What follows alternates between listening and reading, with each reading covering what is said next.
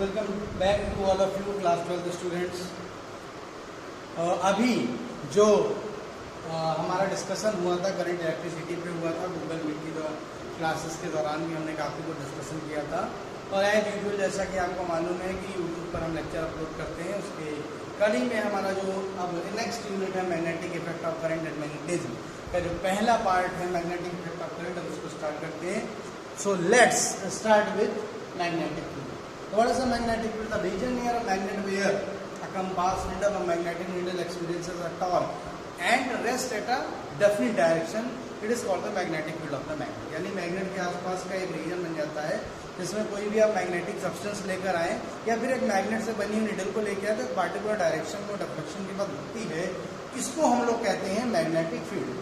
Then फिर इसके बाद बात आती है ऑस्टर्ड लॉ की बात आती है, बहुत इंपॉर्टेंट है। ऑस्टर्ड लॉ ने 1820 में बहुत ज़बरदस्त एक्सपेरिमेंट करा। उन्होंने पता लगाया कि जब भी किसी तार में या वायर में कोई करंट फ्लो करती है तो उसके चारों तरफ एक मैग्नेटिक फील्ड क्रिएट हो जाती है। और उस बात को करने के लिए उन्होंने बहुत सिंपल सा सर्किट का इस्तेमाल करा था। आप देखिए नंबर, तो ये फर्स्ट नंबर आप डायग्राम देख रहे हैं, ये सेकेंड डायग्राम है और ये थर्ड डायग्राम है। ठीक है, तीन डायग्राम आपको दिख रहे होंगे स्क्रीन पे। इसमें देखिए कोई भी करंट फ्लो नहीं कर रही है तो जो मैग्नेटिक कंपास है नीडल है वो नॉर्थ साउथ बिल्कुल नेक्स्ट पोजीशन पर है। इस सर्किट में देखिए ये पॉजिटिव टर्मिनल है, ये वाला जो टर्मिनल है ये पॉजिटिव और ये वाला निगेटिव है। तो पॉजिटिव से निगेटिव की तरफ करंट क्या कर रही है, फ्लो कर रही है। तो आप यहाँ देखिए तुरंत ये जो डिफ्लेक्शन है इसमें आपको डिफ्लेक्शन दिखने लगी है, ये डिफ्लेक्शन है। और डायग्राम नंबर 1 में कोई डिफ्लेक्शन नहीं है। ठीक, देन फिर इसके बाद आप देख रहे हैं कि इसमें करंट की डायरेक्शन जो है वो बदल दी गई। करंट की डायरेक्शन बदली गई तो ये पॉजिटिव इधर आके निगेटिव इधर हो गया। अब इस दौरान देखिए जो डिफ्लेक्शन इन अदर डायरेक्शन, आपको दूसरी डायरेक्शन में देखने को डिफ्लेक्शन मिलना होगा। ठीक है, तो ये बहुत सिंपल सा ऑस्टर्ड लॉ है। ऑस्टर्ड लॉ ने एक्सपेरिमेंट की ये वेरीफाई करके बता दिया कि जो है अगर कहीं पर किसी करंट कैरिंग कंडक्टर की बात करते हैं तो उसके चारों तरफ एक मैग्नेटिक फील्ड क्रिएट हो जाती है। So right now just pause the video and draw all these diagram. So the next topic is Biot-Savart law. और बायो-सैवर्ट लॉ क्या कहता है आपसे, तो बायो-सैवर्ट लॉ कहता है कि अगर हम कोई इनफाइनाइट लेंथ का एक वायर मान लें, हमने जैसे इनफाइनाइट लेंथ का एक वायर ले लिया है, फिर इसमें एक जो है छोटा सा एक करंट एलिमेंट सेलेक्ट करें, यानी कि इसमें मान लेते हैं करंट फ्लो कर रही थी वो आई फ्लो कर रही थी। ठीक है, तो इसमें हमने एक डेल्टा एल लेंथ का एक एलिमेंट ले लिया। उस एलिमेंट की वजह से स्मॉल आर डिस्टेंस पर कहीं पर मान लेते हैं मैग्नेटिक फील्ड है। ठीक है, जो कि इस करंट एलिमेंट से एंगल कितना बना रही है, थीटा बना रही है। ठीक है, तो अगर हम इसमें आई को मल्टीप्लाई करा दें तो ये करंट एलिमेंट भी इसको हम लोग बोल सकते हैं। यानी कि क्या करा, एक इनफाइनाइट लेंथ का वायर लिया, वायर में करंट फ्लो कर रही है स्मॉल आई, उसका एक छोटा सा पार्ट हमने ले लिया, डेल्टा लेंथ का ले लिया, थीटा डिग्री के एंगल पर कोई लाइन मिला रही है, इसको हम पी पॉइंट नाम दे रहे हैं, इस एलिमेंट को ए बी नाम दे रहे हैं। तो आप देखिए ये जो बीपी है इसकी जो डिस्टेंस है वो स्मॉल आर है।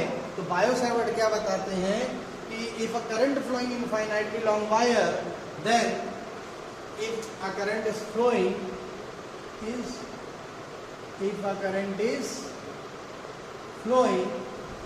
infinitely long wire, then the magnetic field due to its small current element depends upon following factors. तो नंबर 1 फैक्टर कौन सा हो जाएगा,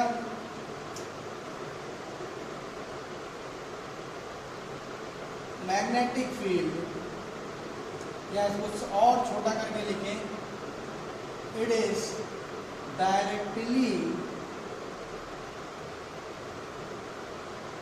proportional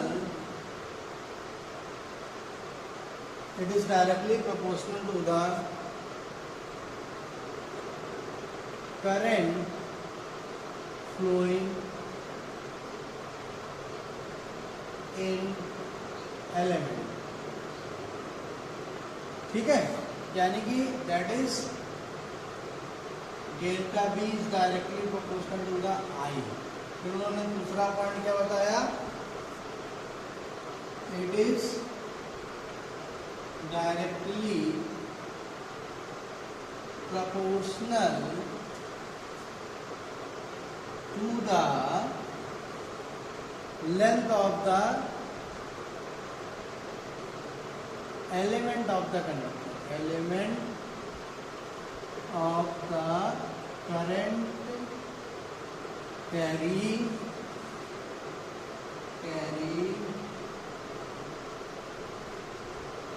conductor. ठीक है, तो delta V is directly proportional to the delta L.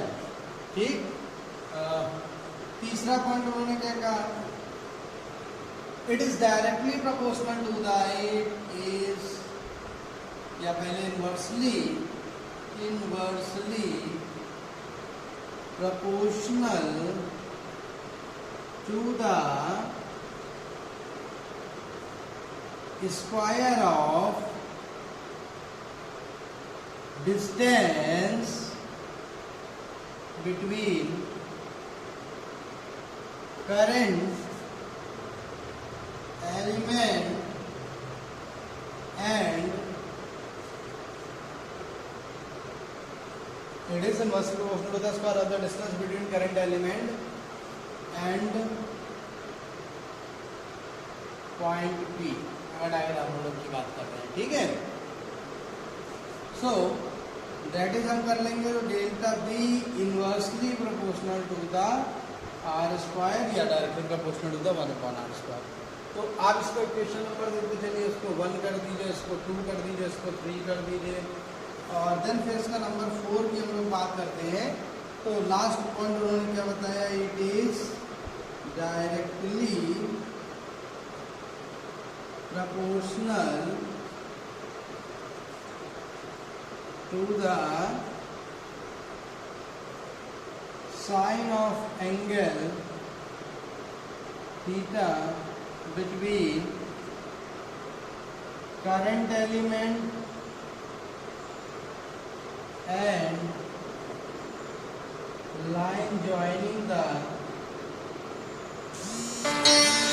देश से है प्यार तो हर पल ये कहना चाहिए. सो फाइनली पॉइंट मैं बता रहा था, एक और बीच में आ गया था, it is directly proportional to the sine of angle theta between current element and line joining the point B. ठीक है, और यहाँ पर फॉलोइंग फैक्टर के बाद आप ब्रैकेट में लिख लीजिए फ्रॉम फिगर, जिससे थोड़ा हेल्प रहेगी पॉइंट पी कहाँ पर है. तो delta B is directly proportional to the sine theta. This is the equation number कितनी हो गई, 4. नाउ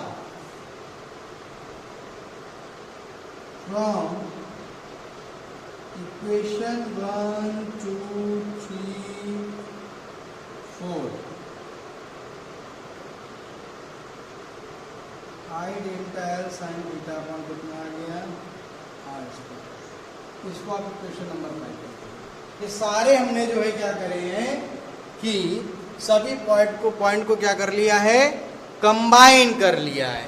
ठीक है ना, तो मेरी बात समझ में आई होगी, ऐसी कोई दिक्कत की बात आपको नहीं होगी. आप पॉज करिए वीडियो और इतना नोट कर लीजिए. इक्वेशन नंबर 5 ध्यान रखिएगा क्योंकि किसी के आगे बात बढ़ाऊंगा. सो अभी इक्वेशन नंबर आपने 5 क्या बनाई थी, delta B equal to I delta L sine theta upon R square. So ये बना लिया. अब इसको मालूम है आपको, क्या करिए, डायरेक्टली प्रोपोर्शनल का साइन हटाएंगे तो कांस्टेंट का मल्टीप्लाई होगा. तो हमने क्या लिखा, और delta B equal to mu naught upon 4 pi into I delta L sine theta upon R square. This is the equation number 6 and this is the aim of the Biot Savart experiment. तो generally mu naught upon 4 pi जो आपने देख रहे हैं यहाँ पर, उसका बिल्कुल रोल वैसा ही है जैसे इलेक्ट्रिक फील्ड जब आप पढ़ रहे थे तो 1/4 पाई एप्सिलॉन नॉट का होता था. तो बायो-सैवर्ट ने कहा कि जो कांस्टेंट का मल्टीप्लाई होके आता है वो कांस्टेंट का mल्टीप्लिकेशन म्यू नॉट अपॉन 4 पाई के फॉर्म में होता है. राइट नाउ अब आपके मन में क्वेश्चन उठेगा कि what is the mu naught. So where mu naught is the permeability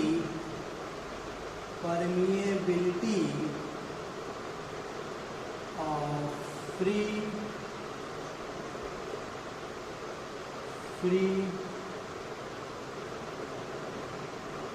space. Where mu naught is the permeability of free space. ठीक है, having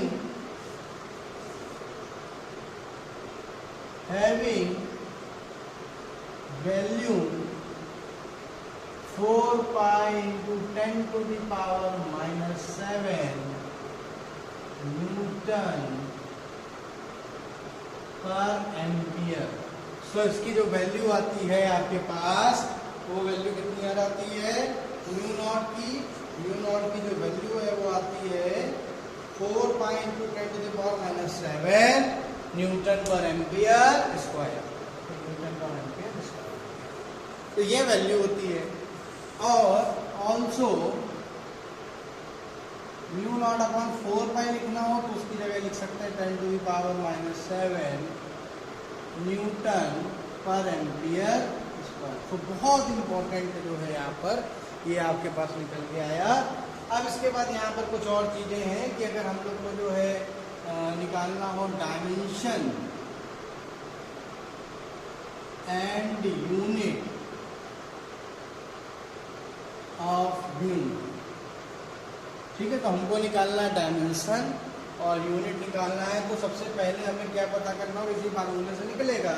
4 पाई का नंबर हो जाएगा. बाकी सब इधर मालूम है, थीटा से कोई मतलब नहीं. आप क्वेश्चन ये है कि बी का कैसे निकाले, तो आपने जो 10th में फार्मूला पढ़ा था उसको इस्तेमाल करिए.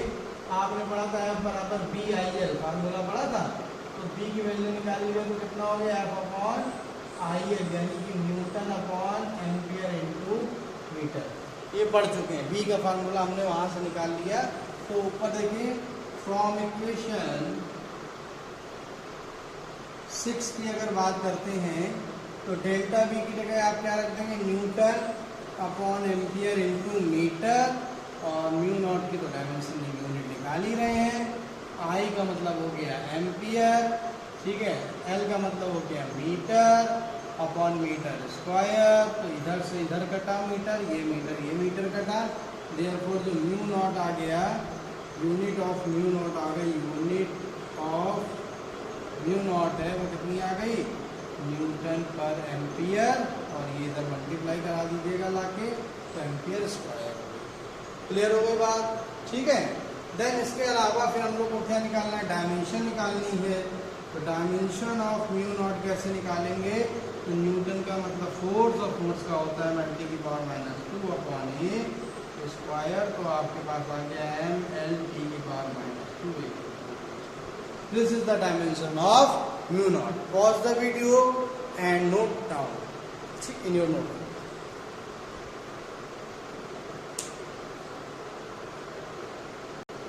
So next, which is the very important concept, relation between mu naught and epsilon naught. बहुत important है. कहीं ना कहीं इलेक्ट्रिक फील्ड और मैग्नेटिक फील्ड को रिलेट करता है. और अभी जब हम रिलेट करेंगे तो जानेंगे कि हम लाइट को बोलते हैं, light is an electromagnetic wave. क्यों बोलते हैं, इस रिलेशन के बाद वो भी क्लियर हो जाएगा. बहुत सिंपल है करना. 1 मार्क क्वेश्चन आया है.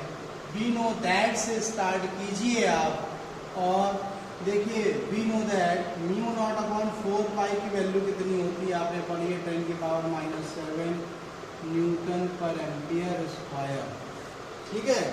इसके बाद 1 अपॉन 4 पाई एप्सिलॉन नॉट की वैल्यू क्या पढ़ी है, ठीक है. तो 1 अपॉन 4 पाई एप्सिलॉन नॉट की पढ़ी 9 इंटू 10 की पावर 9 न्यूटन मीटर स्क्वायर और पर कूलम स्क्वायर. ये आपने पढ़ा हुआ है.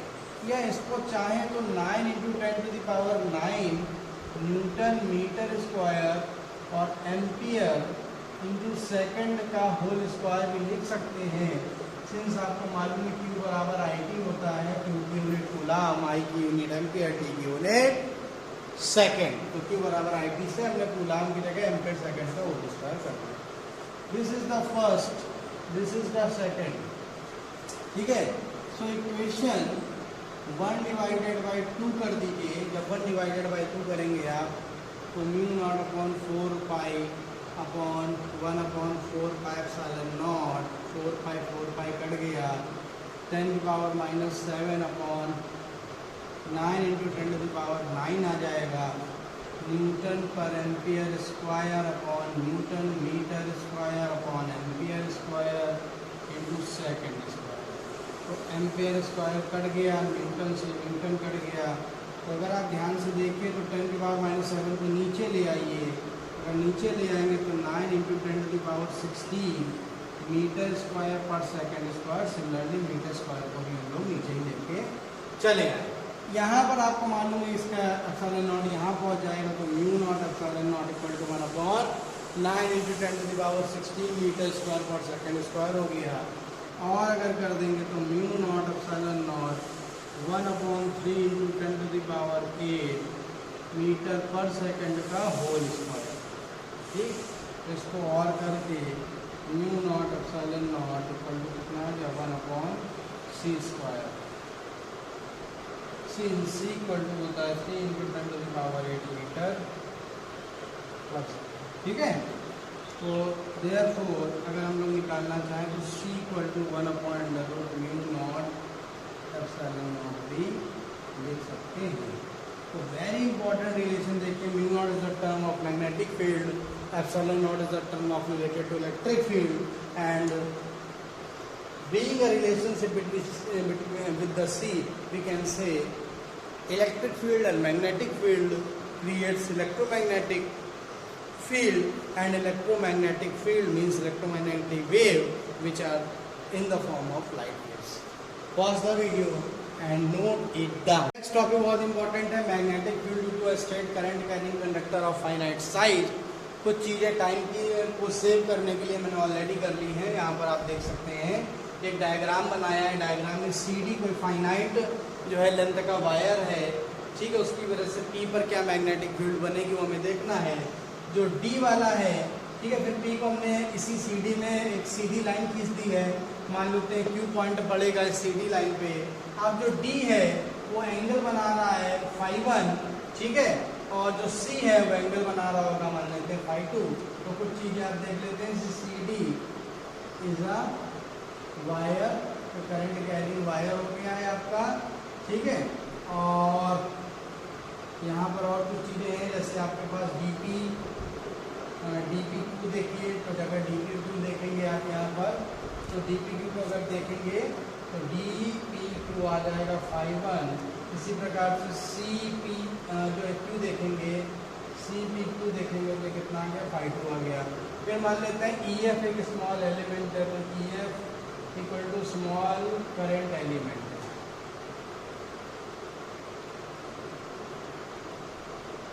स्मॉल करंट एलिमेंट आ गया आपका, ठीक है, EF, ठीक है, जिसकी लेंथ कितनी है ΔL, ये ΔL मान लिया है, ठीक है।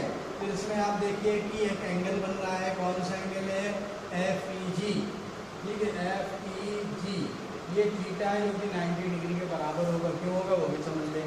EF एक करंट एलिमेंट आपने लिया, वो एंगल मान लेते हैं ड्रॉ कर रहा है यहाँ पर P पर, एक तरीके से कह रहे हैं कि जो ये आपका एक तरीके से जो EF है, EF एक यहाँ पर क्या कर रहा है, ड्रॉ कर रहा है P पर कोई एंगल, और एंगल कितना है ये देखिए लिखा हुआ है सामने ΔΦ ड्रॉ कर रहा है। फिर GF एक परपेंडिकुलर, FG एक परपेंडिकुलर ड्रॉ कर रहा है PE वाली लाइन पे, ठीक है। तो यहाँ पर FG 90 डिग्री क्यों हो गया, क्योंकि हमेशा ये जो आर्क लेंथ जो एंगल ड्रॉ करता है उससे मिलने वाला जो टेंजेंट है, जो इस आर्क लेंथ से टेंजेंट मिलेगा वो हमेशा 90 डिग्री का एंगल बनाता है। आप ड्रॉ करके देखना चाहें तो एक टेंजेंट यहाँ पर आर्क ड्रॉ करिए, और आर्क ड्रॉ करेंगे तो जो लाइन PE वाली मिल रही है वो आपको 90 डिग्री यहाँ पर इस तरीके से देखने को मिलेगी। क्लियर हो गई बात, तो ये आपको ध्यान रखने की बात है। देन इसके बाद यहाँ पर GF और GPF अगर देखेंगे, GPF तो एंगल GPF जो है वो कितना आ जाएगा आपका ΔΦ आ जाएगा। इसी प्रकार FPQ को देख लीजिए, एंगल FPQ जो है वो आपका फाई हो जाएगा, है। और देन इसके अलावा जो FP है वो X है, और जो QP है वो कितना लिखा है आपने R लिखा हुआ है। तो ये सारी चीज़ें बहुत इंपॉर्टेंट है, इसको हमने लिख लिया।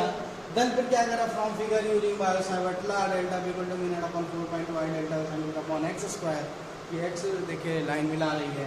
फिर इसके बाद हमने क्या करा, थीटा को 90 डिग्री कर दिया है, अभी मैंने बताया क्यों 90 डिग्री होगा, तो आई डेल्टा अपॉन x² हो गया, ठीक है। देन इसके बाद यहाँ पर अगर देखिए राइट एंगल ट्रायंगल EG अपने लिए sine theta equal to perpendicular upon hypotenuse, ठीक है।